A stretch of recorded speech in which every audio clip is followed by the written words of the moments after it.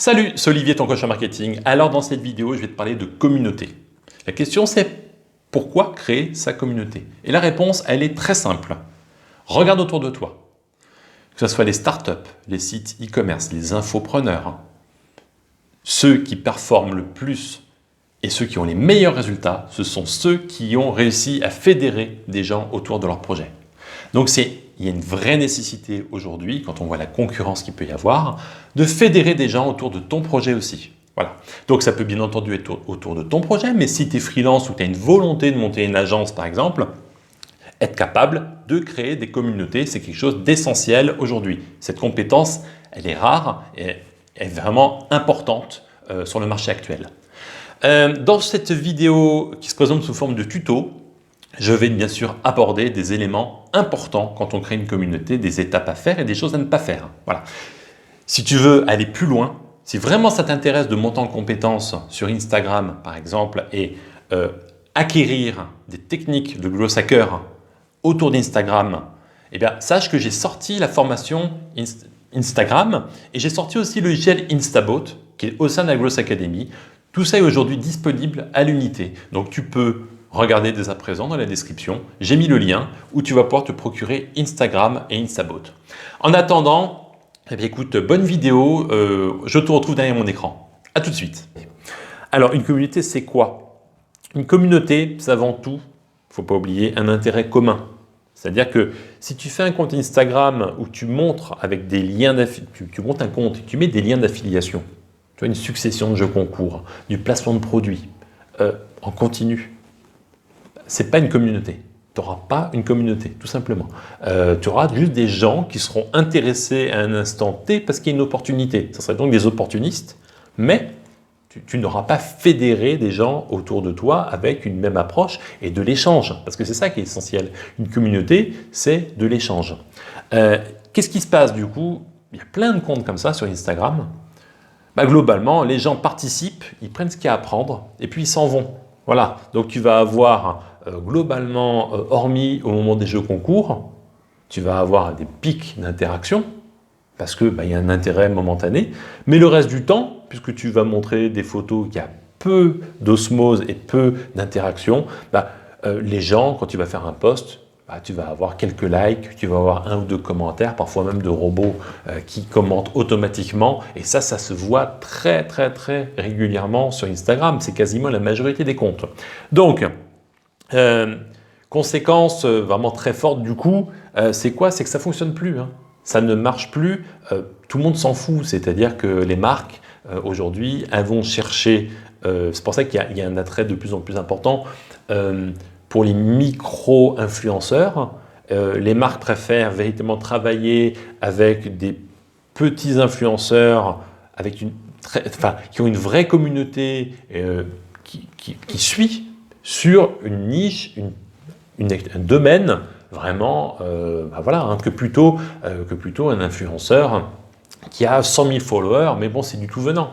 Ça, aujourd'hui, la marque s'est bien rendu compte que quand il y a un appel à l'action et qu'il faut basculer sur le site pour faire un achat, les ratios, les taux de conversion sont nuls.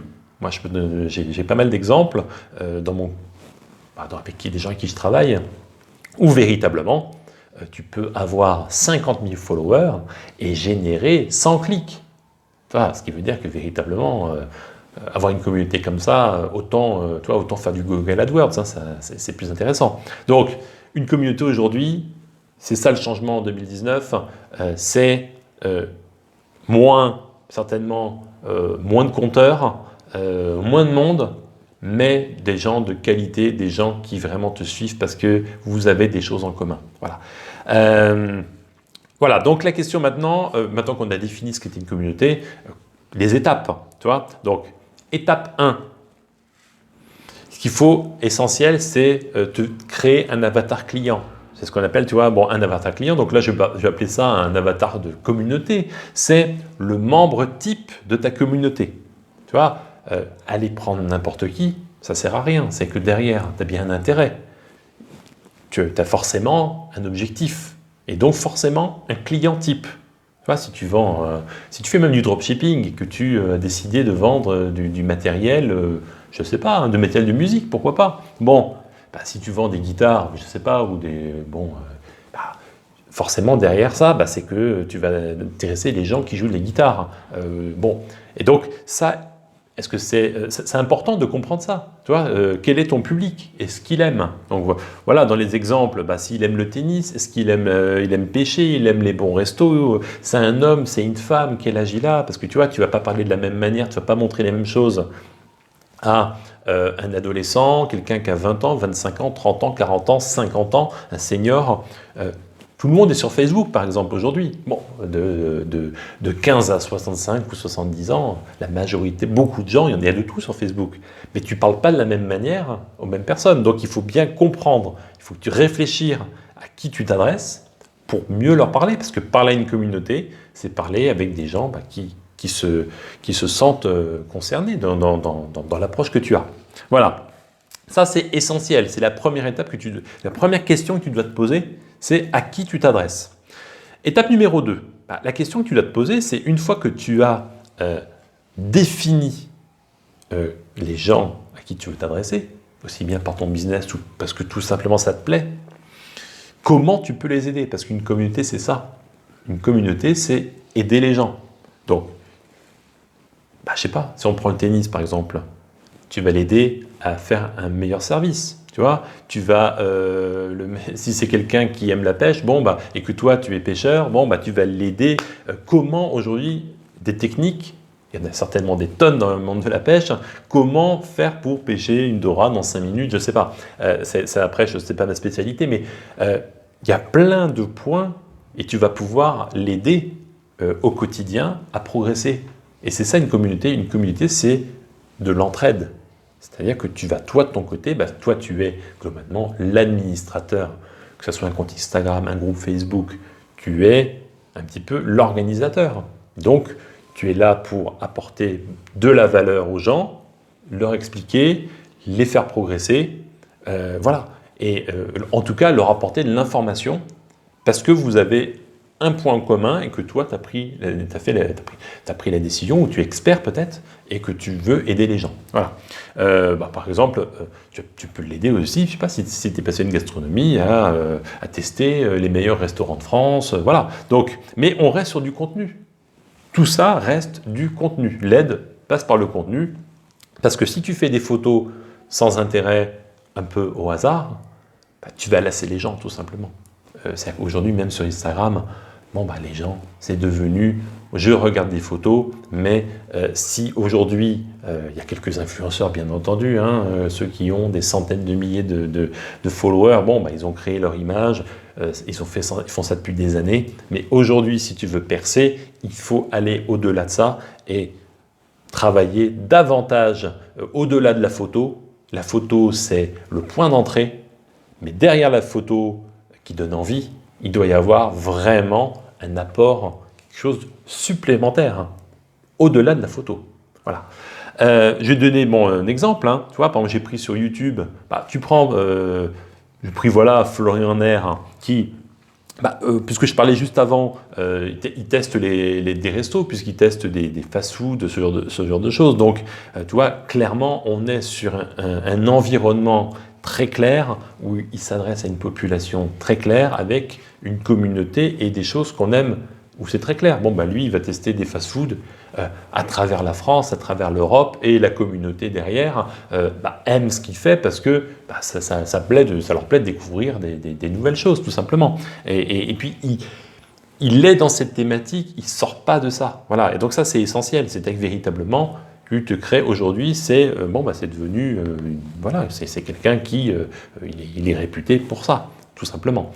Donc, une fois que, maintenant, c'est comment on fait? Alors, ce qui est essentiel déjà, c'est de choisir un support.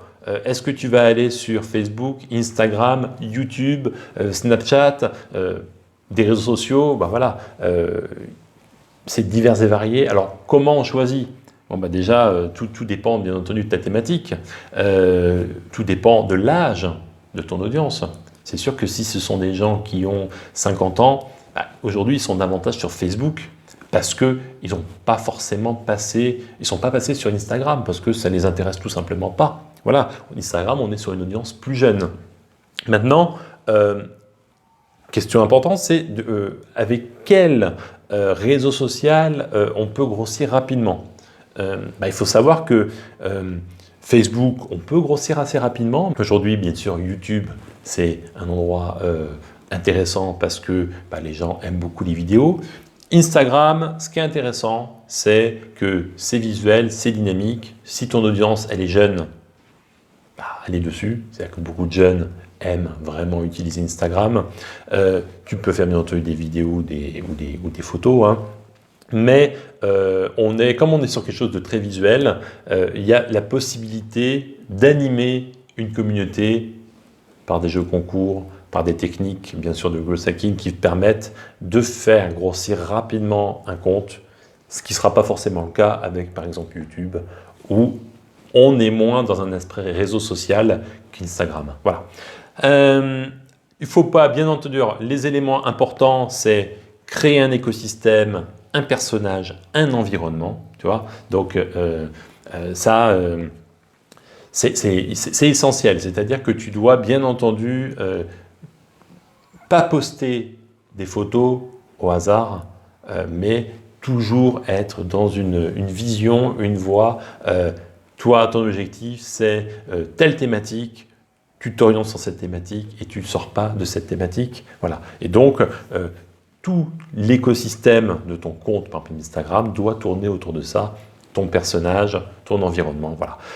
Et bien entendu, créer du contenu de qualité. C'est-à-dire que sur Instagram, tu vas aller poster des photos de qualité et ne pas les poster n'importe quoi. Parce que la photo, c'est le point d'entrée pour aller plus loin. Et ça, tu dois le garder en tête. Voilà. Le contenu doit surtout te permettre à ta communauté de progresser, d'aller plus loin. Voilà. Donc, on ne poste pas sur Instagram, par exemple, une photo pour une photo. Tu vas poster une photo parce que tu as quelque chose à dire et que derrière, il y a possibilité d'aller plus loin, peut-être en basculant sur ton site e-commerce ou sur ton blog. Voilà. Donc, c'est pour ça qu'il faut toujours garder en tête des objectifs. Pourquoi tu veux une communauté et quel est ton objectif final. Voilà. Alors, aller chercher des followers, de nouveaux followers. Comment on fait? Alors, bien sûr, il y a des techniques de growth hacking pour ça. Autour, alors, les techniques connues, follow and follow, c'est une technique très connue. Certains trouvent que c'est très bien, d'autres trouvent que c'est on tue son compte Instagram. Où est la vérité? La vérité est que c'est un petit peu les deux. C'est-à-dire que, toujours pareil, les choses où on les fait bien, où on les fait mal. Technique de viralité, où tu peux forcément animer une communauté à l'aide de jeux concours, plein de choses. Instagram, c'est vraiment, vraiment très bien pour ça. Ça marche vraiment très, très bien. Voilà. Ensuite, ce qui est important, c'est garder ton objectif en tête. C'est-à-dire qu'il ne faut pas, comme je te dis, hein, tu as une communauté, mais garder en tête que nous, ce qui nous intéresse quand même, c'est le web marketing, c'est aller plus loin. Et c'est quoi? C'est peut-être que tu as un site e-commerce, peut-être que tu vends des prestations de services, peut-être que tu peux faire plein de choses. Donc ça, il faut le garder en tête parce que tu fais peut-être du coaching, et ça, voilà, comme je te dis, il faut le garder en tête et donc toujours mettre un appel à l'action pour que les gens viennent sur ton site. Pour résumer un petit peu cette vidéo, il faut bien définir, premièrement, ta communauté, à qui tu t'adresses et pourquoi. Tu as peut-être un business, un commerce, quelque chose.